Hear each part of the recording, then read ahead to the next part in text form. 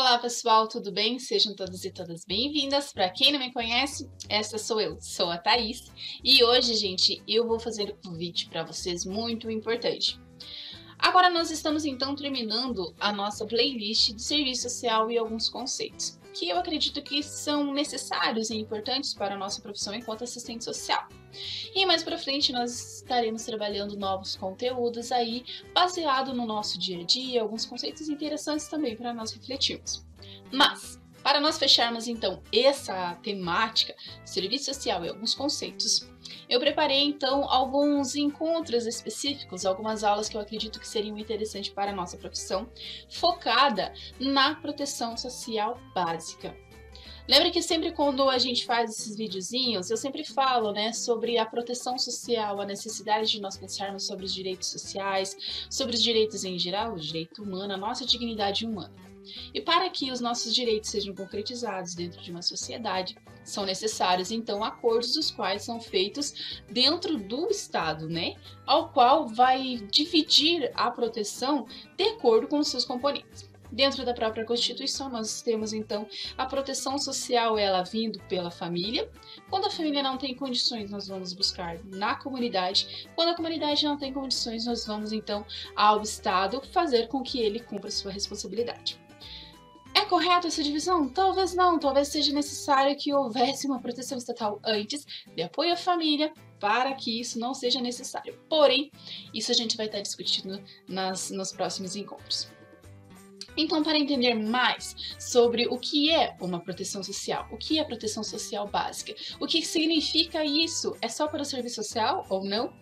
Não, já vou adiantando que não. Então, se você não é de serviço social, esse tema também eu acredito que seja importante para você, se caso você esteja aí sendo um dos trabalhadores do SUS, que é o Sistema Único da Assistência Social. Beleza? Então, direto ao assunto, eu espero que vocês gostem. Se vocês gostarem, gente, eu peço de coração. Deixe aí o seu comentário, se você gostou, se você não gostou, tudo bem, né? Uma crítica construtiva sempre é importante.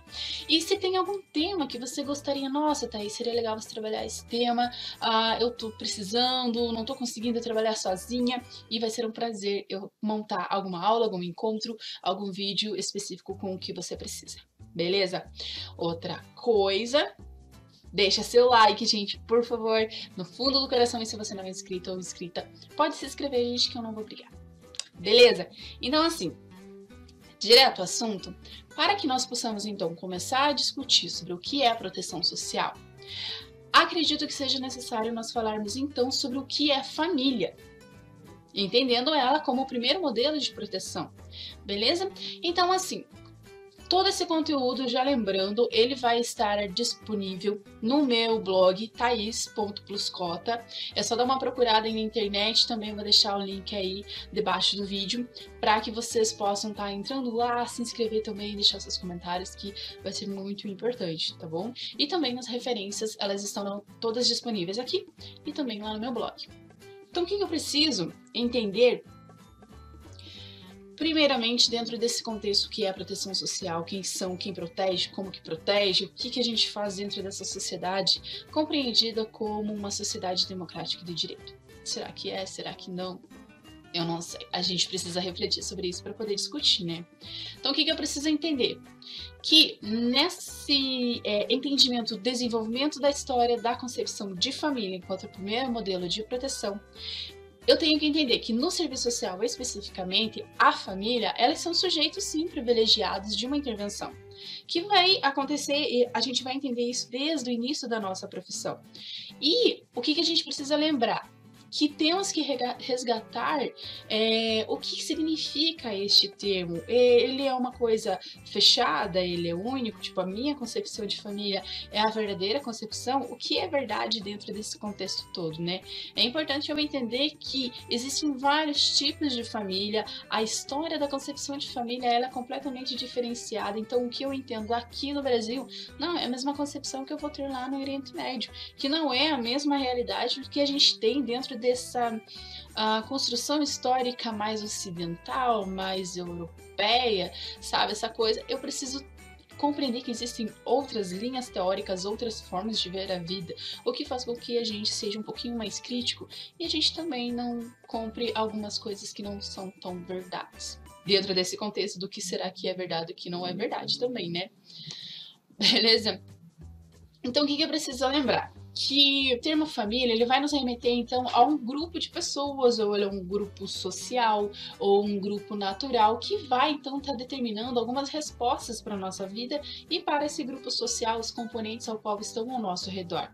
E isso vai permear toda a nossa vida. E também vai estar interferindo, vai estar resultando coisas na minha vida individual e também na vida coletiva. O que eu convivo, as minhas experiências, ela vai resultar em mim e vai resultar em todas as pessoas que estão à minha volta. Isso é extremamente importante. Esse conceito família, especificamente, historicamente, ela é então entendida como uma organização social. E é uma das primeiras expressões humanas.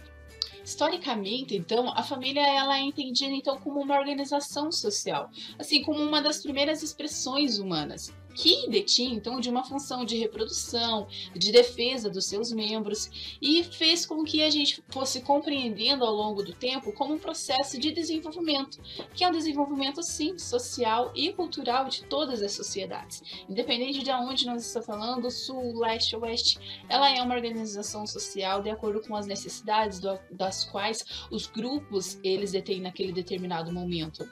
Então esse significado de família, ele é algo que junto com o desenvolvimento da sociedade, ele foi se modificando e foi introduzindo dentro dele algumas características específicas e foi demonstrando então que é algo mutável, algo que vai mudar com o tempo. Isso é extremamente importante a gente lembrar, gente, porque lembra como eu falei, o meu conceito de família não é o mesmo conceito que você tem de família, que não é o mesmo conceito que o seu vizinho tem, que o outro vizinho do vizinho do vizinho tem, é um contexto das sociedades tem. Ela vai estar mudando de acordo com o desenvolvimento das nossas sociedades, de acordo com as nossas necessidades, e lembrando que tudo vai interferir dentro dessa concepção, tá? É importante a gente lembrar, então, que com a chegada do século XX, essas mudanças elas se tornaram mais significativas. O que a gente tem, então, dentro desse processo? Thaís, porque é tudo sociedade capitalista. Não é especificamente a gente está falando só culpa da sociedade capitalista, mas também, claro, a gente precisa entender que todos os modelos da sociedade, elas têm interferência na nossa vida individual e coletiva, e a sociedade capitalista, ela não é diferente, esse modelo capitalista. Então, desde o começo da sociedade, as famílias, elas se juntavam com o objetivo de se reproduzirem, né, com o objetivo de se protegerem, e de acordo com o avanço de trocas, as formas de sobrevivência dentro das sociedades, também foi entendendo, vou ter mais filhos, vou ter menos filhos, vou casar, não vou casar, preciso casar, né? Vou conviver com outras pessoas sem ser necessidade de casamento. E com a chegada do século XX, isso não foi diferente. E isso também é importante a gente entender que vem desde os tempos greco-romano, que aquele entendimento de que a família, ela vinha daquele termo pater-familias, que era compreendido assim como um termo familiar específico do poder masculino. Como assim? A própria palavra pater-família já nos dá essa compreensão, né? Que é aquele entendimento do homem enquanto protetor, aquela coisa mais patriarcal mesmo, do homem está presente dentro da casa, ele que é o protetor principal da família, e as pessoas, os restantes, estão abaixo dele. Os restantes, mãe, filhos, os avós, quem estiver dentro daquele modelo. Dentro desse termo, então, do pater familias, a gente tem que entender que ele é um termo que veio desde os tempos greco-romano, né? Mas que na era cristã ele foi algo um pouco mais cerceado, seria a palavra correta, né?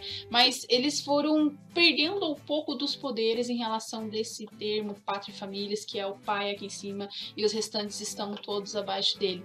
Uma das coisas que com a chegada dessa era cristã que eles perderam foi, por exemplo, não se podia mais determinar pena de morte para os filhos. Isso é normal?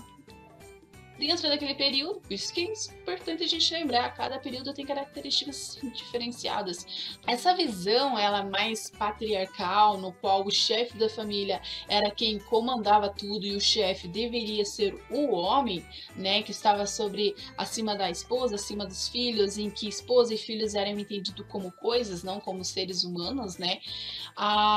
Tem um autor que trabalha, o Oliveira, ele trata que essa visão, ela advinha de uma mentalidade mais enquanto homem medieval, ao qual ele era regido, sim, por uma fé religiosa, e ele acreditava que nesse modelo social mais cristão, nessa questão da vontade divina, né?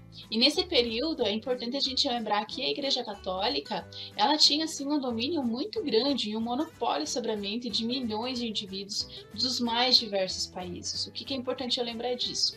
Dentro de todas as questões da sociedade, olha, não é só a relação de capitalismo, mas temos a relação de poder, que também vai interferir nesses modelos de família, nessas relações de família e nas concepções de desenvolvimento da sociedade que nós temos hoje.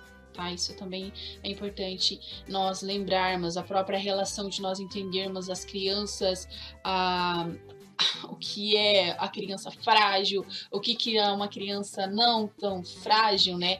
A própria relação de que nós temos presente dentro da Igreja Católica, a expressão do que seriam santos, né? É bem polêmico essas questões, né? Mas como a Igreja Católica desenham as pessoas das quais elas querem que nós associemos e nós aceitemos dentro da sociedade. E isso vai sim determinar como que a gente se relaciona dentro das sociedades.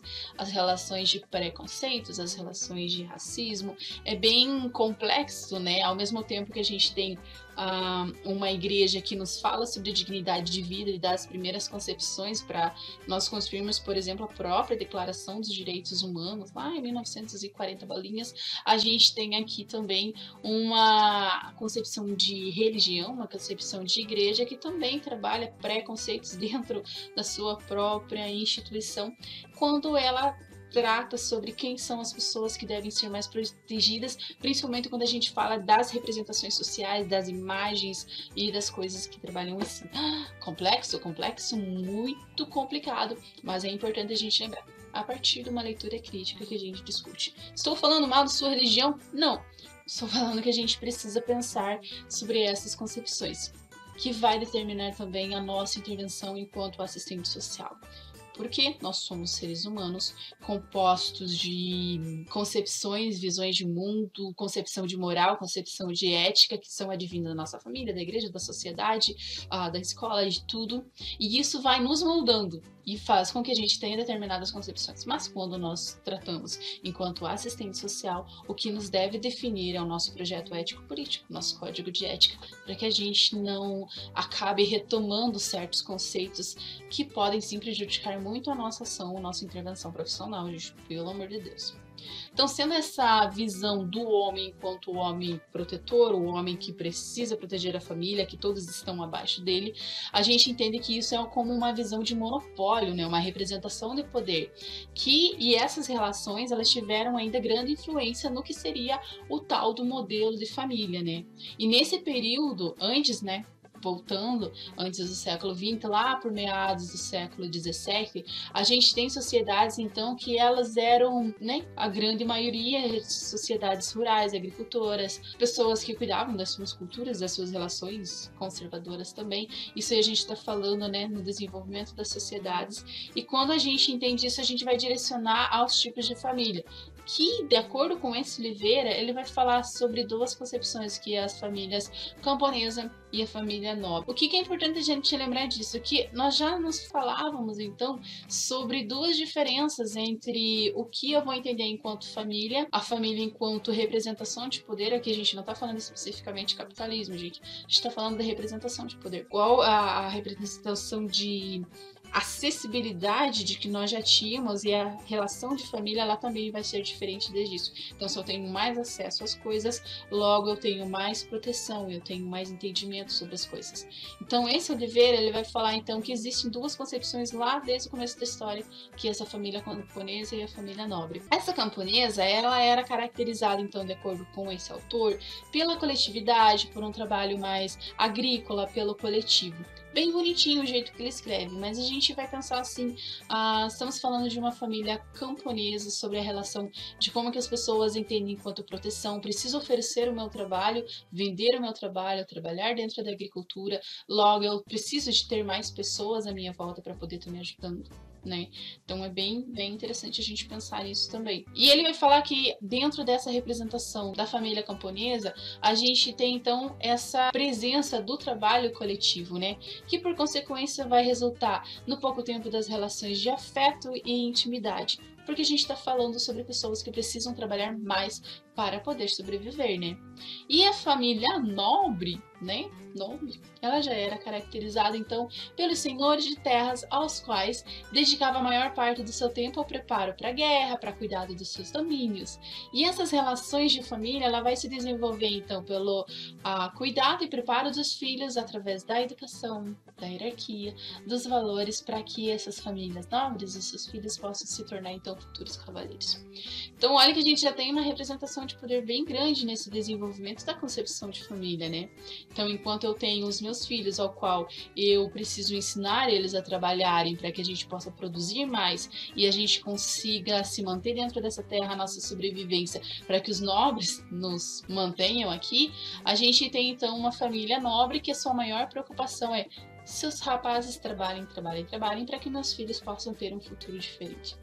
Então olha que isso já está presente dentro da sociedade. A gente está falando do século XVII, né? Então é bem interessante a gente lembrar desse tipo de coisa para pensar, nossa, por que a Dona Maria está aqui de volta grávida novamente? Meu Deus do céu! Talvez seja porque existe uma concepção sócio-histórica da sociedade que faz com que, infelizmente, determinadas histórias se repitam, porque a gente não tem política pública que alcance a Dona Maria, o seu João e os seus filhos, né? Ok, e essas relações então de família, elas vão originar então a primeira concepção que a gente tem enquanto um modelo específico, ou tipologia de família, que é a família nuclear, que vai ter essa presença do pai então enquanto provedor e a mulher enquanto cuidadora do lar. Né? E vai ter separações específicas em relação a cada espaço, do público, do privado, responsabilidade de cada um e liberdade de cada pessoa. Mas é com esse processo que a gente fala, né, século XIX, século XX, que foi a chegada da industrialização, que a gente tem uma mudança bem rápida em relação a essa concepção e a necessidade de sobrevivência que não poderia mais ser também unicamente do campo, né? Então a gente tem aí o que os autores trabalham como o auge do capitalismo, né? Que foi o entendimento então da modificação das famílias. Isso porque daí a proteção da família, com essa chegada da industrialização do capitalismo, ela já não era mais suficiente, era necessário ter mais ajuda, precisava de mais braços para trabalharem para poder manter a casa, a sobrevivência. E só o homem já não era o suficiente. Aí a gente então tem uma mudança nessa concepção de proteção de família, que a gente vê então esse capitalismo vai mostrar que os outros membros da família também iam ter que sair de casa, também iam ter que trazer o sustento, e aí os autores eles trazem então a primeiras sinais do termo família proletária, né? Que era a família que precisava sair de casa para procurar o sustento, para poder trabalhar. Então a gente já vê que as famílias camponesas começam a se modificar, nos tornando então a família proletária, enquanto a gente tem poucas modificações em relação à família nobre, que aí acaba se tornando as famílias, a representação da burguesia ou das famílias mais abastadas que a gente tem hoje dentro da sociedade. Essas eram então as famílias que, iludidas então com as cidades e com o processo de industrialização, elas saíam, e ainda sai, a gente sabe que isso acontece até hoje, das zonas rurais para buscar dentro da cidade mais acesso, mais qualidade de vida.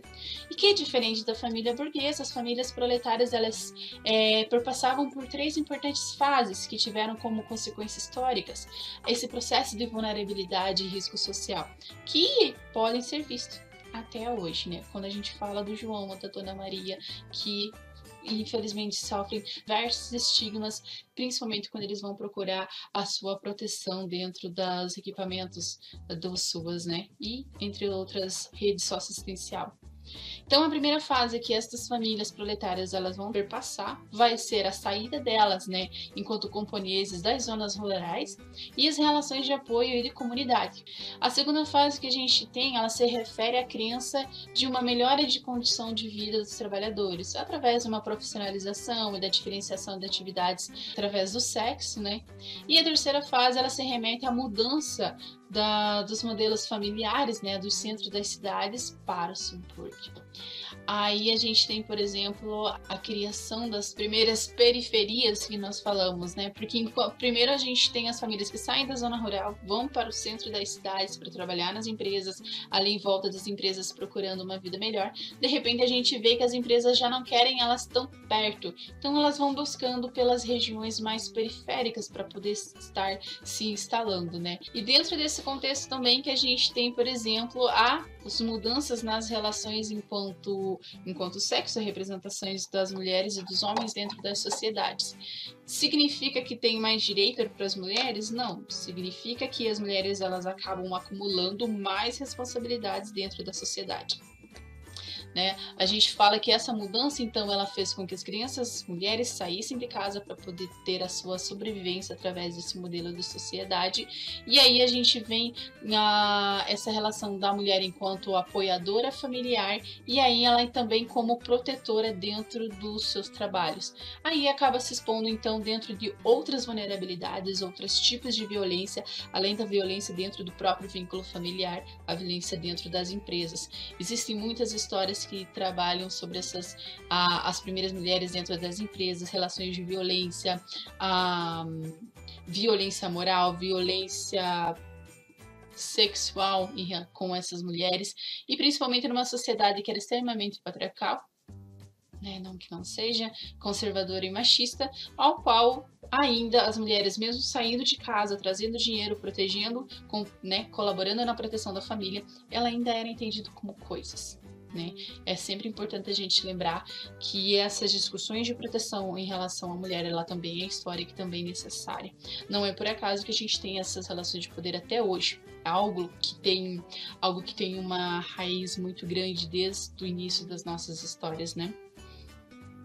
O que é importante a gente lembrar, então, que toda essa mudança das sociedades, da mudança em relação aos modelos de sociedade e as necessidades de eu preciso de mais ajuda para poder sobreviver, a saída da mulher para o mercado de trabalho, tudo isso faz com que a gente comece a perceber só eu, né, meu marido, 2, 3 filhos, 6 filhos, já não é o suficiente, eu preciso de mais ajuda para poder conseguir sobreviver dentro dessa sociedade, ou eu não quero mais ter tantos filhos para poder viver dentro dessa sociedade, ou eu não quero mais viver com os meus pais, eu quero sair de casa, quero conviver com outras pessoas, eu vou estudar, eu vou viver novas experiências.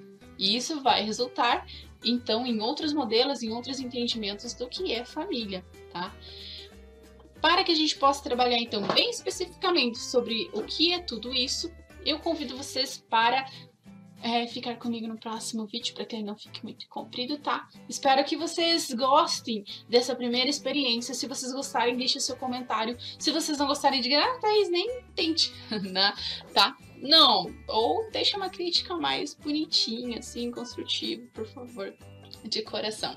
Todo esse trabalho que eu faço, ele é uma coisa, por enquanto eu sou bem voluntária, né? Já faz muito tempo que eu tenho esse canal, mas eu não recebo nada com ele. Então, assim, gente, não ligo se vocês se inscreverem, deixarem seus likes, o seu comentário, vai me ajudar muito para que esse canal cresça e a gente consiga compartilhar as informações com outras pessoas. No próximo vídeo a gente vai trabalhar um pouquinho mais então sobre como que isso vai chegar até o Brasil e quais são esses tais modelos que existem dentro da sociedade e por que é tão importante eu entender isso para falar sobre proteção social. Beleza, gente? Espero que vocês gostem e a gente se vê no próximo vídeo.